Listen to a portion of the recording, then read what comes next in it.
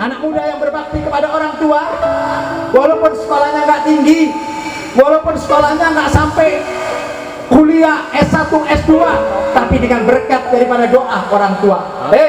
Doa orang tua itu sama dengan doanya Nabi kepada umatnya. Doa orang tua itu sama dengan doanya Nabi kepada orang tuanya. Artinya apa? Doa orang tua tidak bakal ditolak oleh Allah. Doa orang tua tidak bakal tertolak. Makanya sering-sering duduk kepada orang tua, minta berkahnya kepada orang tua, yang taat sama orang tua, yang tunduk, yang nurut sama orang tua. Ini pesan baginda Nabi kita Muhammad sallallahu alaihi wasallam. Ridha Allah fi ridal walidain. Kalau kalian ingin mendapatkan ridha Allah, maka kalian harus bisa mendapatkan ridha daripada kedua orang tua, terutama ibu. Hati-hati, ibu. Sampai kita punya Nabi sallallahu alaihi wasallam menjelaskan, al jannatu tahta aqdamil ummahat. Surga. Kita semua ingin masuk surga? Ingin masuk surga? Kuncinya ada di tangan ibu kita. Kuncinya ada di tangan ibu kita. Jadi kalau di rumah kita masih ada ibu, artinya di tangan kita pegang kuncinya surga. Kita pegang kuncinya surga. Ini Nabi yang mengatakan bahwasanya surga ada di bawah telapak kaki ibu. Manakala ibu kalian ridho, manakala orang tua kalian senang, manakala orang tua kalian bahagia, jaminannya adalah surga. Dan tidak ada ceritanya, Bu, Pak, anak yang bakti sama orang tua hidupnya sengsara. Mustahil. Ini hati-hati anak muda nih. Kalau kepingin hidupnya bahagia, yang bakti sama orang tua, yang cinta sama orang tua, hati-hati jangan sampai membangkang kepada orang tua. Wala taqul lahuma uffin wala tanharhuma. Ini anak-anak muda sekarang banyak kurang ajar sama orang tua, berani ngebangkang kepada orang tua, bahkan sampai berani ngebentak orang tua, ngangkat suara depan orang tua. Demi Allah, kalian sekali saja mengangkat suara depan orang tua, amal ibadah kalian akan ditolak oleh Allah Ta'ala.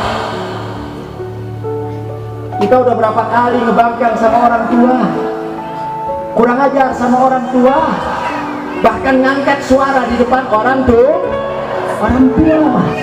Nih, orang tua itu zimat buat kita, Bu, ajimat buat kita. Kunci kesuksesan ada kepada orang tua. Ada orang tua. Kenapa, Habib, kita disuruh berbakti kepada orang tua? Ya, karena jasa orang tua begitu banyak ibadah Allah. Karena jasa orang tua begitu sangat amat luar biasa. Bagaimana ibu kita yang telah berjuang untuk kehidupan kita, jasa orang tua itu luar biasa. Jadi jangan sepelekan orang tua, Bu. Jangan sepelekan orang tua. Jangan ada kecintaan kita kepada orang lain. Cintai dulu orang tua kita, sayangin dulu orang tua kita. Jadilah manusia, jadilah anak di depan orang tua, jadilah anak di depan ibu. Anak yang hina ketika kita berhadapan dengan orang tua, jadilah kita anak yang menjadi budak di depan orang tua, menjadi anak yang bodoh depan orang tua. Jangan pernah angkat suara depan orang tua. Anak-anak muda sama orang tua kadang-kadang Masya Allah, disuruh sama orang tua entar Masya Allah. Kadang-kadang orang tua teh dibentak-bentak, bener tuh, Bu? Kurang ajar anak yang begini teh. Makanya pantas kalau baginda Nabi Muhammad SAW ketika beliau mengatakan uququl walidain, anak yang durhaka kepada orang tua termasuk dalam kategori akbarul kabair, dosa yang paling besar. Oh, ada dosa besar, ada dosa yang paling besar. Salah satunya dosa yang paling besar adalah uququl walidain, anak yang durhaka kepada orang tua adalah dosa yang paling besar. Allah murka, Allah marah kepada anak-anak yang durhaka kepada kedua orang tua, ibadah Allah. Bahkan baginda Nabi kita Muhammad sallallahu alaihi wasallam memberikan warning, memberikan peringatan kepada kita, hei anak-anak muda, kalau kalian kurang ajar sama orang tua, kalau kalian kurang ajar sama ibu kalian, Ingat kata Nabi, kalian tidak akan mati, kalian tidak akan meninggal di muka bumi, kecuali kalian bakal diadab oleh Allah di muka bumi oleh Allah, sebelum nanti di akhirat akan Allah masukkan dalam nerakanya Allah. Masya Allah. Makanya perhatikan Bu, anak-anak yang durhaka sama orang tua hidupnya susah. Hidupnya susah, bisnisnya hancur, rumah tangganya berantakan, punya anak kurang ajar. Apa yang dia pegang jadi gak karu-karuan. Kenapa? Karena mendapatkan adab berkat apa? Disebabkan oleh durhaka kepada kedua orang tua. Nah, makanya sekali lagi, kalau di rumah kita masih ada orang tua, jaga orang tua kita Bu, jaga pada orang tua. Apa yang diminta oleh orang tua, apa yang diinginkan oleh orang tua, berikan apapun apa yang diinginkan, terutama ibu kita. Anak-anak muda jangan pernah jauh dari ibu kita. Setiap hari kalian duduk dengan ibu, kalian harus berada di dekat ibu. Untuk apa? Untuk menjaga perasaannya. Apa yang dia minta berikan, apa yang dia mau kasih buat orang tua, segalanya. Masya Allah. Ini kalau kita ingin mendapatkan kemuliaan dari Allah Subhanahu wa Ta'ala. Jadi orang tua ini luar biasa Bu, orang tua ini luar biasa. Makanya anak-anak sekarang yang kurang ajar sama orang tua, lihat hidupnya, lihat keadaannya, bakal sengsara. Orang yang kurang ajar sama ibu bakal sengsara.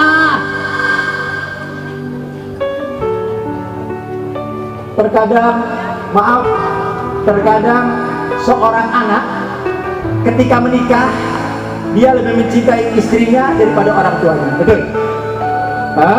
Kalau sudah nikah, mana yang lebih dicintai? Istri apa orang tua? Istri apa orang tua? Masya Allah. Bu, hati-hati. Istri itu baru datang kemarin. Ya, istri wajib dimuliakan. Ya, istri wajib dicintai. Tetapi orang tua di atas segalanya. Jangan kalian kalahkan cinta kalian kepada orang tua karena istri kalian ibadah Allah.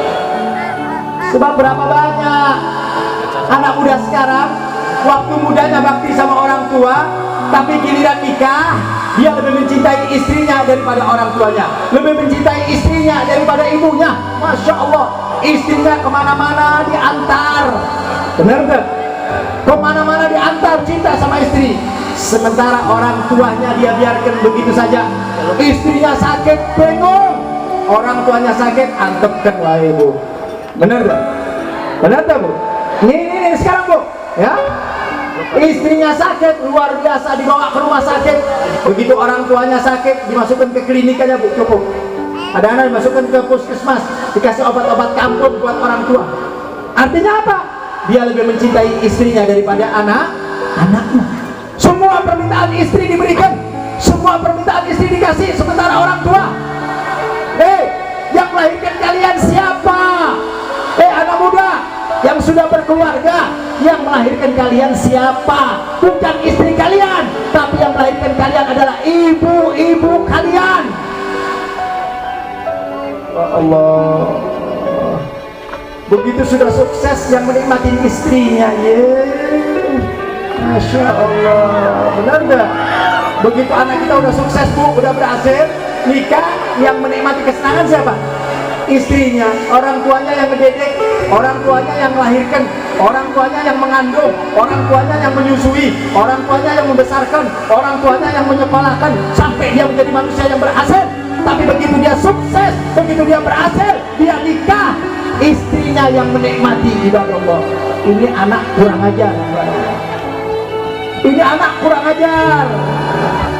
Makanya sekali lagi saya minta kepada anak-anak muda sekarang, kalau kalian ingin berhasil, kalian ingin sukses, yuk mulai malam ini kalian bertobat kepada Allah.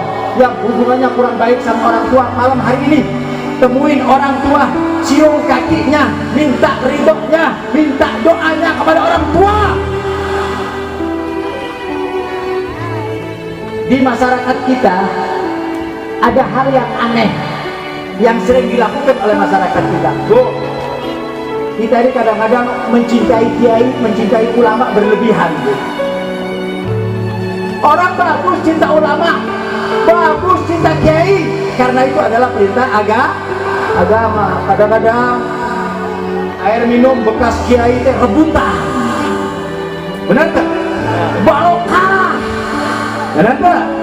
Ayah kiai ajengan datang, kiai ajengan minta air dong, doain dong, kan begitu kita. Sisa makanannya rebutan. Begitu ajengan kiai datang rebutan salaman. Habib, apakah perbuatan itu jelek? Enggak, bagus. Menghormati ulama wajib, benar tak?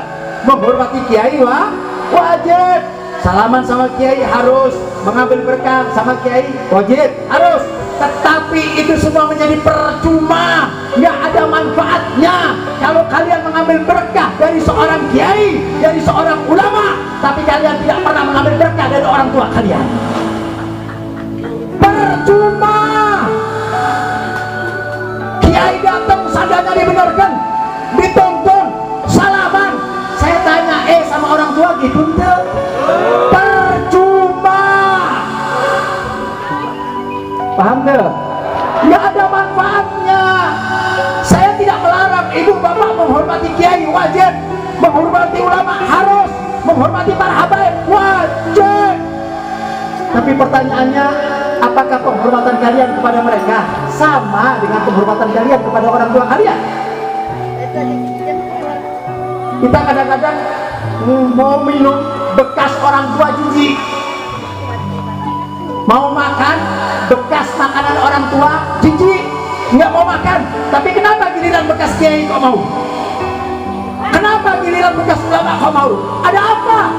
Apakah ulama itu lebih afdal dari ibu kalian? Apakah ulama itu lebih mulia dari orang tua kalian? Enggak. Demi Allah, surga kalian ada di tangan orang tua kalian.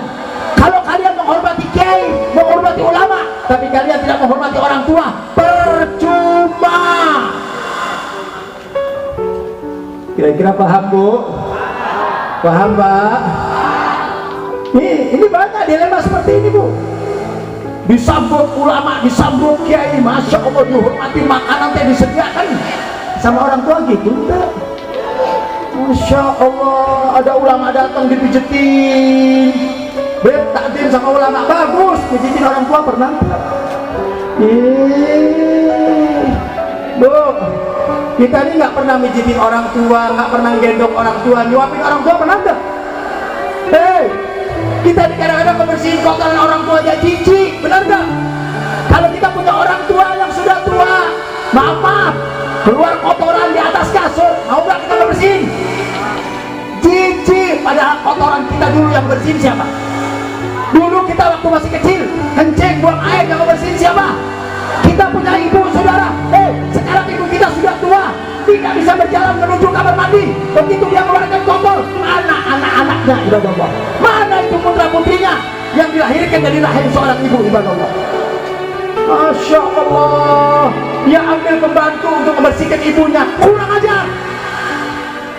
Dia ambil babysitter untuk membersihkan kotoran ibunya, biadab. Ini anak kurang ajar, saudara. Dulu kotoran kalian, dulu kencing kalian, dulu BAB kalian, siapa yang membersihin kalau bukan ibu kalian? Masya Allah. Sekarang ibu kita udah tua di rumah, umur 70-80 tahun, nggak bisa ke kamar mandi, keluar kotoran, cici nggak mau dekat sama ibu kita. Masya Allah. Kira-kira yang model begini banyak tuh, banyak tuh. Hati-hati, Pak, hati-hati orang tua. Bu, kita ini mumpung masih ada orang tua yang bakti, nanti kalau orang tua kita udah meninggal baru nyesel, benar tak? Kalau sudah meninggal baru nyesel. Bu, orang tua saya sudah meninggal, ibu saya sudah meninggal, saya sering berdoa, ya Allah, demi Allah, kalau ibu saya dilahirkan kembali ke muka bumi, demi Allah, 24 jam saya akan berada di kaki orang tua saya. 24 jam saya akan servis orang tua saya akan rawat orang tua saya akan gendong orang tua saya. Kenapa? Karena orang tua saya kunci menuju surga saya. Ini banyak masyarakat kita ngaji saja, tapi sama orang tua goblok. Masya Allah, ngaji kesana kemari sama orang tua kalian bagaimana? Percuma kalian ngaji sampai malam, sampai jam 2, jam 3, tapi sama orang tua nggak beres. Kurang aja sama orang tua, ngangkat suara sama orang tua, bahkan ngambek sama orang tua, bahkan kalau disuruh sama orang tua enggan. Percuma kalian ngaji. Paham? Jaga ibu kalian, didik ibu kalian, ajarin supaya kita bisa duduk sama orang tua kita, Bu. Ya Allah, nikmat duduk sama orang tua kita. Ini kunci sukses. Makanya saya katakan anak yang berbakti kepada orang tua mustahil hidupnya susah, nggak bakalan. Ada satu hadis Nabi SAW yang menarik. Sebelum saya akhiri ceramah saya, ada satu hadis Nabi yang sangat menarik. Apa kata Nabi kita Muhammad SAW? Birru abaukum tabirukum abnaukum. Berbaktilah kalian kepada kedua orang tua kalian.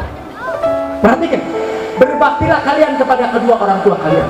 Kalau kalian sekarang berbakti, nanti kalian bakal rumah tangga, bakal punya anak, insya Allah anak-anak kalian akan menjadi anak-anak yang soleh dan soleh.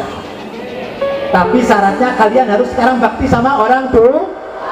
Kalau kalian tidak bakti sama orang tua, kurang ajar sama orang tua, biadab sama orang tua, nanti kalian bakal nikah, bakal punya anak, nanti anak-anak kalian bakal ngebales apa yang kalian lakukan terhadap orang tua kalian, yang disebut hukum karma. Bu, hukum. Makanya jangan kaget kalau ada anak-anak sekarang kurang ajar sama orang tua, jangan kaget. Bu, ibu kalau dikurang ajarin sama anak, bapak kalau dikurang ajarin sama anak, coba introspeksi diri. Dulu bapak sama ibu kumaha? Dulu kita sama orang tua teh kumaha? Kalau dulu kita baik, anak kita pasti baik. Tapi kalau dulu kalian durhaka sama orang tua, siap-siap kalian bakal kawin, kalian bakal punya anak. Nanti anak-anak kalian akan menjadi anak-anak yang durhaka, anak-anak yang kurang ajar, anak-anak yang berani membantah kepada kedua orang tua. Kenapa? Karena dahulu kalian tidak bakti kepada orang tua kepada Allah. Ini namanya hukum kan. Makanya anak-anak sekarang banyak kurang ajar sama orang tua. Mungkin dulu kita nggak beres sama orang tua, kita kurang ajar sama orang tua, kemudian kita berdoa, ya Allah jadikan anak-anak saya anak-anak yang soleh dan soleha. Dari mana? Kalau kalian menanam pohon yang jelek, tumbuhnya pun akan jelek. Makanya kalau kalian kepingin nanti anak kalian jadi anak yang soleh, jadi anak yang soleha, mulai sekarang bakti sama orang tua. Hei anak muda, para pemuda dan pemudi, kalian bakal nikah, kalian bakal punya anak. Kalau kalian menginginkan anak-anak kalian menjadi anak-anak yang soleh dan soleha, sekarang saatnya kalian berbakti kepada orang tua. Kalau enggak, jangan pernah bermimpi, anak-anak kalian akan bakti sama kalian.